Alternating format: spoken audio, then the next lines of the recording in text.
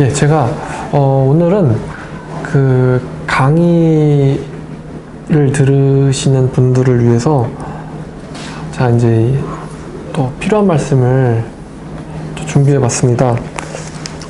성경 얘기는 아니고요. 저희가 신천지인들을 처음에 만났을 때 신천지인들이랑 굉장히 그러니까 안타까운 거는 관계가 많이 깨지고 나서 저한테 연락이 오는 경우가 많아요. 근데 관계가 깨지면은 참 손쓰기가 힘듭니다. 그 신천지인과의 싸움은 두 가지가 가장 핵심인데, 첫 번째가 관계라면 두 번째는 진리예요. 이거는 아무리 생각해도 맞는 말이더라고요.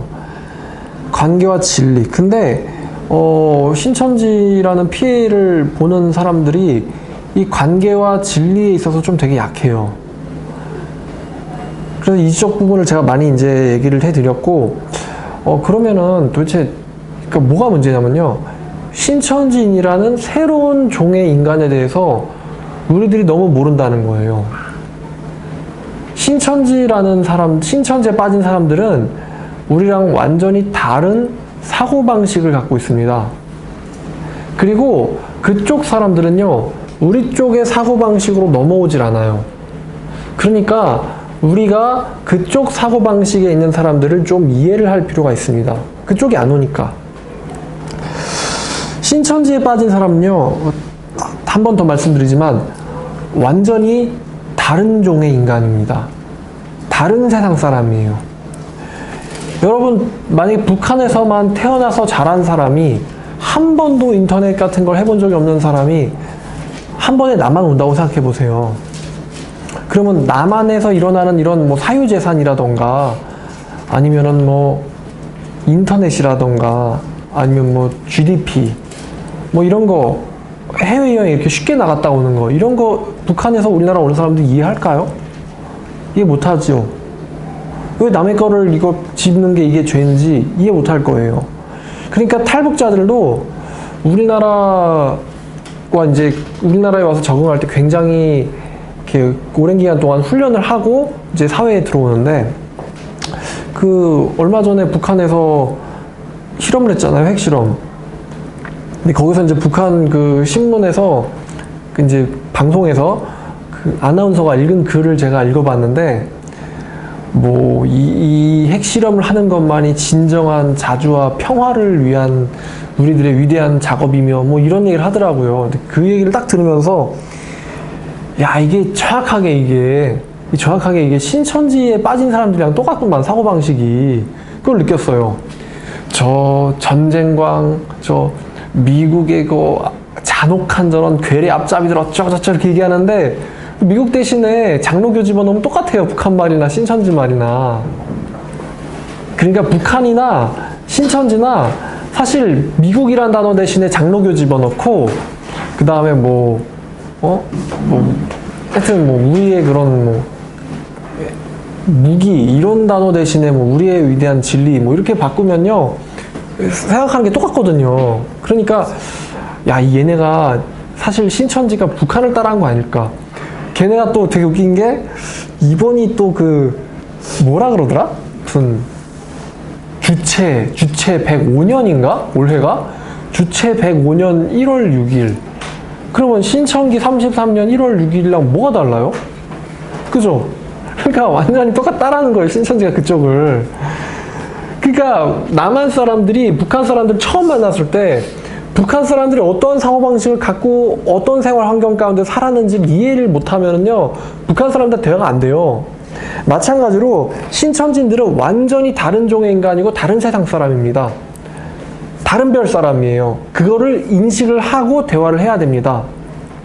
무지가 무서운 거예요. 그래서 그 신천지에 빠진 그 사람은요, 좀 약간 단도직입적으로 얘기해서 이만희 씨의 아들이나 이만희 씨의 손자 손녀 생각하면 딱이에요. 이만희 씨의 와이프라고 생각하면 딱이에요. 온 정신이 거기에 완전히 쏠려 있는 사람이에요, 그 조직에.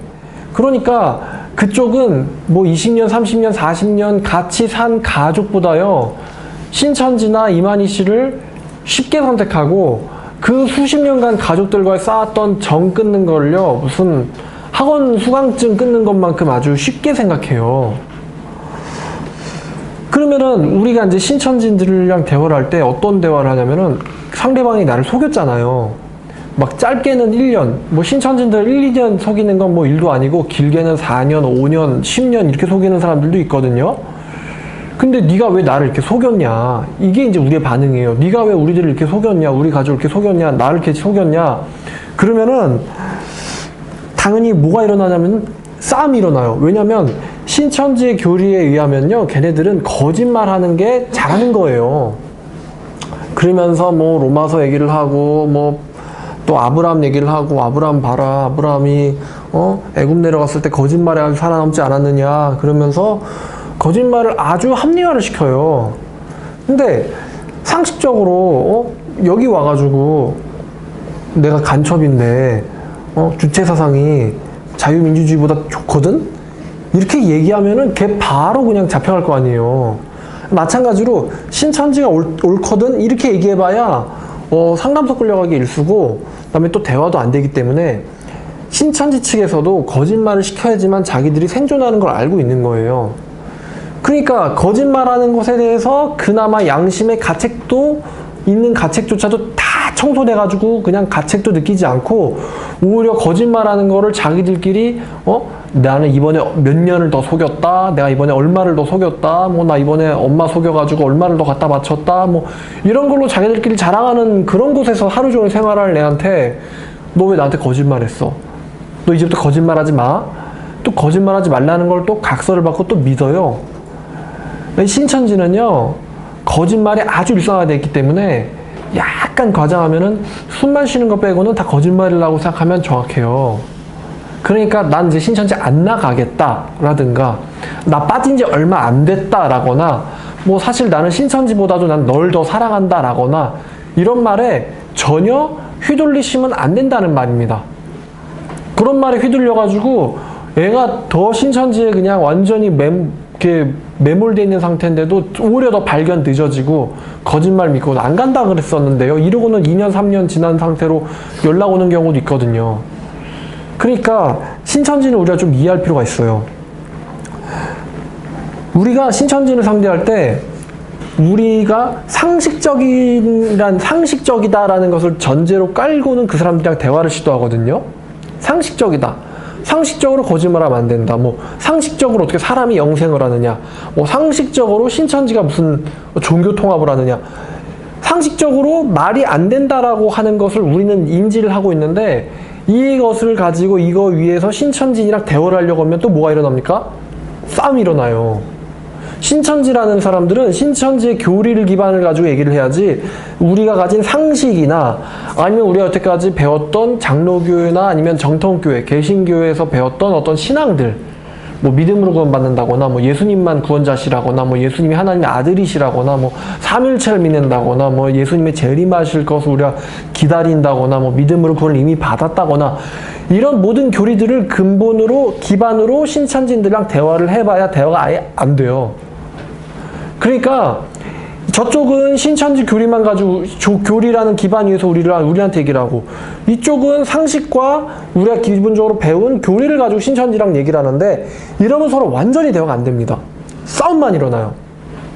그러니까 또 우리가 막 특히 이게 제일 중요한 얘기인데요, 우리가 신천지에 빠진 사람들을 굉장히 막 걔네들 용어를 좀 빌리면 박해하거든요.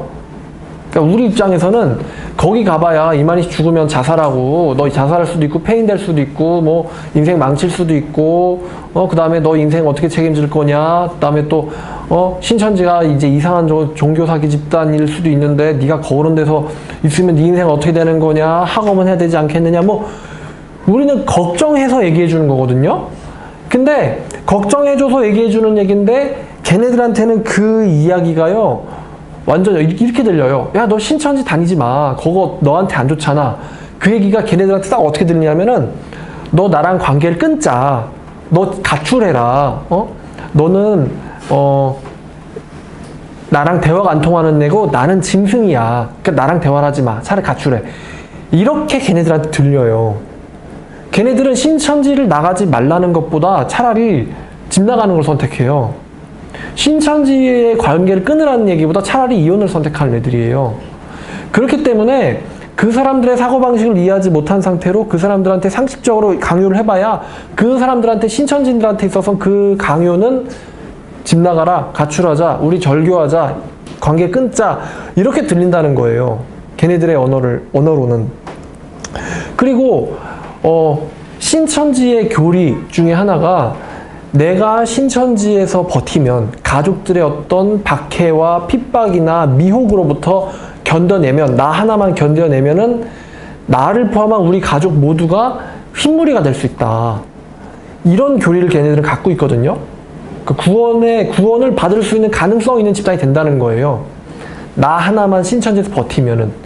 그러니까 신천지 되게 재밌게도 신천지인이 가정에서 우리가 가지 말라는 그런 어떤 방해나 그런 뭐 걔네들의 어느 박해에도 불구하고 견디는 이유는요, 되게 재밌게도 우리들의 구원을 위해서예요. 가족들의 구원을 위해서. 가족들의 구원을 위해서 온갖 거짓말과 자기 인생 갖다 몰빵하면서 부모들의 재산을 갖다 어떻게든 해가지고 주면서 버티는 거예요. 가족들의 구원을 위해서. 뭐 최근에 신천지에서 그 건축을 하는데 그 1천만 원 이상부터 내면은 그 지파 박물관 비석에다 등재를 시켜주겠다라는 걸 제가 봤어요. 그러면은 자기 이 지구 과천은 영원히 존재하고 자기는 육체형 생을 할 건데, 육체형 생을 하는데 그 영원한 과천 신천지의 그 박물관도 영원히 있을 거 아니에요. 신천지의 생각을 빌리면. 그럼 그 영원히 있는 박물관에 있는 비석에다가 내 이름을 써준다네? 그럼 여러분 같으면은 돈 1천만 원, 5천만 원, 1억 안 내겠어요? 영원히 이 건물 짓는데 헌신한 제사장 이름 땡땡땡. 여러분 같으면 안 내겠어요? 내겠죠. 어떻게 낼까요? 자기가 벌어서 낼까요? 때려쳤는데 어떻게 벌어서 내요? 가족 몰래 어떻게 하겠죠? 그러니까 우리가요, 이런 걸 봤을 때 미친 거야 이렇게 생각할 게 아니라 얘네들이 어떤 생각을 하고 있는지를 우리가 이해를 해야 된다는 거예요. 그러니까 내가 버티면 가족이 구원인데 가족들이 나더러 그만두고 나오래. 그리고 너 잠깐만 미쳤대. 너 사입이래. 그러면요, 신천지인이요 어떤 심정할 것 같으세요? 신천지인이요 굉장히 가족들한테 야속할 것 같아요. 난 우리 아빠 엄마, 내 남편, 내 아내, 또 내 자식 때문에 나는 내 가족의 구원을 위해서 나는 이렇게 버티고 있는데, 난 이 힘든, 이 정말 지옥 같은 이 세상 가운데서 오로지 육체형생과 가족의 힘물이 이것을 위해서 나는 버티고 있는데, 가족이 저렇게 나를 못 알아주고는 가족이 나를 핍박해, 이 짐승 같으니라고. 그러면요, 결국 서운해가지고, 서운한 게 나중에 원망이 되고, 분노가 돼가지고, 점점 더 싫어지겠죠, 가족이. 신천지를 싫어하는 가족이 점점 더 싫어지겠죠. 나중에 이제 얼굴도 안 보고 사는 그런 지경까지 갈 수도 있겠죠. 뭐 가출은 뭐 말할 것도 없고요. 그러니까 다시 원점으로 와서 우리가 신천지인들이란 어떤 특이한 이런 인종에 대해서 좀 알아야 된단 말입니다. 그래야지 그들과 뭐가 되냐 하면은 이 대화가 가능해요. 소통이 가능해요. 소통. 근데 우리가 신천지를 이해하려고 하지도 않고 무조건 거기 사입이다. 그런 얘기는 걔네들이 들었을 때는 집 나가라, 이혼하자 이렇게 들린다는 것입니다. 그래서 오히려 그 신천지에 빠진 사람들을 굉장히 괴물처럼, 사이비처럼 볼 게 아니고요, 좀 불쌍하게 봐야 돼요. 제가 저렇게 따져가지고 이러한 교리에 세뇌를 당해서 우리를 이렇게 생각하고, 뭐 기성교회를 바벨론이라고 생각하고, 저 같은 사람은 뭐 뱀이라고 생각하고, 또 우리 가족들을, 또 나 같은 사람들을 뭐 짐승 새끼라고 생각하고, 그렇겠구나라고 좀 이해를 해줘야 돼요. 그래서 이제 뱀 새끼라 미안한데 이렇게 얘기를 해줘야지 걔네들이 좀 대화가 된다 이겁니다. 자, 마치겠습니다.